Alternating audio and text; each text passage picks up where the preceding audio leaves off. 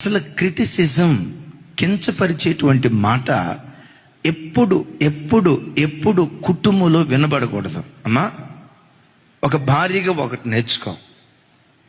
దేవుడు నీకు ఇచ్చిన భర్తను గూర్చి ప్రాణం పోయే పరిస్థితి వచ్చినా నీ కడుపును పుట్టిన పిల్లల ఎదుట నీ భర్తను కించపరుస్తూ మాట్లాడకు. ఎప్పుడు వాడు తాగుబోతుడైనా, తిరుగుబోతుడైనా, లేదు నేను సరిగ్గా అర్థం చేసుకోలేనుడైనా, నీ పిల్లలు నీ చుట్టూతో ఉండాలని, భర్త కంటే నిన్ను ఎక్కువ ప్రేమించాలని, వాళ్ళు నీకు ఫేవర్గా ఉండాలని భర్తను గూర్చి కించపరుస్తూ మాట్లాడుతూ పిల్లల ఎదుట ఎప్పుడు కట్టుకున్న భర్తను కించపరుస్తూ తక్కువగా మాట్లాడద్దు.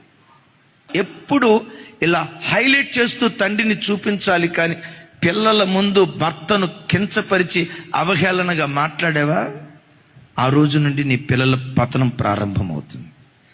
అట్ దట్ సేమ్ టైం భర్తలారా, ఎప్పుడు భార్యను కించపరుస్తూ పిల్లల ముందు, అది పనికి మాలిందిరా, అది తెలివిలేందిరా.